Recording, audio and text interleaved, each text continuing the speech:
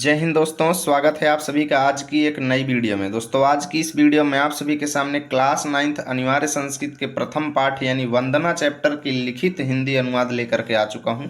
आप लोग मेरी नोट्स देख सकते हो। पहले मैं आपको बुक में एक एक शब्द एक एक श्लोक की हिंदी व्याख्या अच्छे से समझाऊंगा। उसके बाद हिंदी अनुवाद कैसे लिखना है सारी चीज़ें मैं आपको अपने नोट्स में बताने वाला हूं। तो वीडियो बहुत ज़्यादा इंपॉर्टेंट होने वाली है, बस आप सभी लोग वीडियो में अंतिम तक जुड़े रहें और ध्यान से वीडियो को देखते रहें। तो चलिए हम लोग बिना देरी के वीडियो की शुरुआत करते हैं और आज के इस चैप्टर को अच्छे से ख़त्म करते हैं। तो हमारे सामने पहला श्लोक है दोस्तों, तेजो असि तेजो मयि धेहि, वीर्यम असि वीर्यम मयि धेहि, बलम असि बलम मयि धेहि, ओजो असि ओजो मयि धेहि। ठीक है, तो यहाँ पर प्रार्थना की गई है इस श्लोक में दोस्तों। यहाँ पर क्या कहा गया है कि हे ईश्वर, हे ईश्वर, किसकी प्रार्थना की गई है दोस्तों? ईश्वर की प्रार्थना की गई है। हे ईश्वर, आप तेजो असि, तेजो असि मतलब तेज, असि माने हैं। तेज का मतलब क्या होता है दोस्तों? कांति, प्रकाश या रोशनी। ठीक है, यानी हे ईश्वर आप तेजो असि यानी तेज हैं, अर्थात आप तेज स्वरूप हैं। यानी हे ईश्वर आप तेजो असि यानी तेज स्वरूप हैं। तेजो मतलब तेज जो है, मई माने मेरे अंदर भी, धेहि मतलब धारण करो, अर्थात हे ईश्वर आप तेज स्वरूप हैं, मेरे अंदर भी तेज धारण कराओ, है ना। तो कहने का मतलब हे ईश्वर, तेज का मतलब प्रकाश या कांति या चमक। ठीक है, यानी हे ईश्वर आप प्रकाश स्वरूप हैं, कांति स्वरूप हैं, मेरे अंदर भी कांति या तेज या प्रकाश या रोशनी जो है वो धारण कराओ। ठीक है, अगली लाइन देखिए, वीर्यम असि वीर्यम मयि धेहि, यानी हे ईश्वर आप वीर्यम असि, वीर्यम असि मतलब वीर स्वरूप हैं। ठीक है, वीर्यम असि मतलब हे ईश्वर आप वीर स्वरूप हैं। तो वीर का क्या मतलब होता है दोस्तों? पराक्रम, बल, पौरुष। ठीक है, तो हे ईश्वर आप वीर स्वरूप हैं, मई माने मेरे अंदर भी, वीर जो है वो धेहि मतलब धारण कराओ। ठीक है, यानी मेरे अंदर भी पराक्रम धारण कराओ। ठीक है, बलम असि बलम मयि धेहि, हे ईश्वर आप बलम असि अर्थात बल स्वरूप हैं। ठीक है, हे ईश्वर आप बल स्वरूप हैं, मेरे अंदर भी बल धारण कराओ। ठीक है, ओजो वसी ओजो मयि धेहि मतलब हे ईश्वर आप ओजो वसी मतलब ओज स्वरूप हैं। ओज का मतलब क्या होता है दोस्तों? सामर्थ्य, क्षमता, शक्ति, पराक्रम। ठीक है, तो ओजो वसी मतलब हे ईश्वर आप ओजो वसी मतलब सामर्थ्यवान हैं। ठीक है, ओजो मयि धेहि मतलब मेरे अंदर भी ओज धारण कराओ। ठीक है, तो हम यहाँ से यहाँ का हिंदी अनुवाद देखते हैं। तो आपको एक तरफ लिखना है तेजो वसी तेजो, दूसरी तरफ मयि धेहि। ठीक है, संदर्भ में हम लोग लिखेंगे प्रस्तुत श्लोक हमारी पाठ्य पुस्तक हिंदी के संस्कृत खंड में संकलित वंदना नामक पाठ से अवतरित है। हिंदी अनुवाद में लिखेंगे, हे ईश्वर आप कांति यानी प्रकाश स्वरूप हो, मुझ में भी कांति धारण कराओ। आप पराक्रम स्वरूप हो, मुझ में भी पराक्रम धारण कराओ। आप बलशाली हो, मुझ में भी बल धारण कराओ। हे ईश्वर आप सामर्थ्यवान हो, मुझ में भी सामर्थ्य धारण कराओ। ठीक है, चलो हम लोग अगला श्लोक देखते हैं। तो अगला श्लोक है दोस्तों, अस्तो माँ सदगमय, तमसो माँ ज्योतिर्गमय, मृत्योह माँ मृतम गमय। तो इसका मतलब क्या है कि हे ईश्वर हमको असतो, असतो मतलब असत्य से, माम माने मुझको, सदगमय मतलब सत्य की ओर ले चलो। यानी हे ईश्वर हमको असत्य से, सद माने सत्य की ओर, गमय मतलब ले चलो। ठीक है, हे ईश्वर हमको असत्य से सत्य की ओर ले चलो। तमसो माँ ज्योतिर्गमय अर्थात तमसो मतलब अंधकार से, तमसो मतलब अंधकार से, ज्योति मतलब प्रकाश यानी रोशनी की तरफ, गमय मतलब ले चलो। ठीक है, यानी हे ईश्वर हमको अंधकार से प्रकाश की ओर ले चलो। मृत्योह, मृत्योह मतलब मृत्यु से। ठीक है, मृत्योह मतलब मृत्यु से, अमृतम, अमृतम मतलब अमरत्व की ओर या अमरता की ओर, गमय मतलब ले चलो। ठीक है, यानी हमको मृत्यु से अमरता यानी अमरत्व की ओर ले चलो।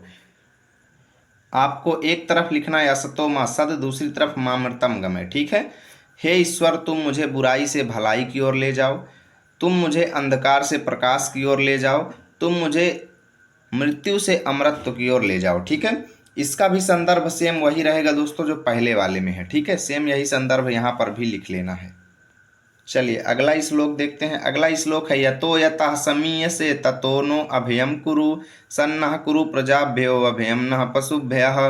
तो यहाँ पर कहते हैं कि हे ईश्वर, यतो यतः, यतो यतः का मतलब है जिस जिस से, यतो यतः मतलब जिस जिस से, यानी हे ईश्वर आप जिस जिस से, समीह से मतलब चाहते हो, हे ईश्वर आप जिस जिस से चाहते हो, ततो माने उस से, नह माने हमको, अभयम माने निडर, कुरु माने कर दो। यानी हे ईश्वर आप जिस जिस से चाहते हो उस से हमको निडर कर दो यानी बिना किसी डर वाला बना दो। ठीक है, यानी हमारे अंदर से निडरता, हमारे अंदर जो डर भरा हुआ है उसको दूर कर दो। ठीक है, अलग अलग चीज़ों के प्रति। यानी हे ईश्वर यतो यतः माने जिससे आप समीह से मतलब चाहते हैं, ततो माने उससे हमको निडर कर दो। ठीक है, सन्नह कुरु प्रजाभ्यो, सन्नह मतलब कल्याण, कुरु माने करो, प्रजाभ्यो मतलब प्रजा का, यानी प्रजा का कल्याण करो। हे ईश्वर प्रजा का कल्याण करो। और नह मतलब हमारे, पशुभ्या माने पशुओं को, अभयम मतलब निडर कर दो। ठीक है, यानी हमारे पशुओं को भी क्या कर दो, निडर कर दो। आपको एक तरफ लिखना है यतो यतः, दूसरी तरफ पशुभ्यः। हे देव यानी हे प्रभु, तुम जिससे चाहते हो उससे हमें निडर कर दो, हमारी प्रजा का कल्याण करो और हमारे पशुओं को निर्भय कर दो। चलिए अगला श्लोक देखते हैं।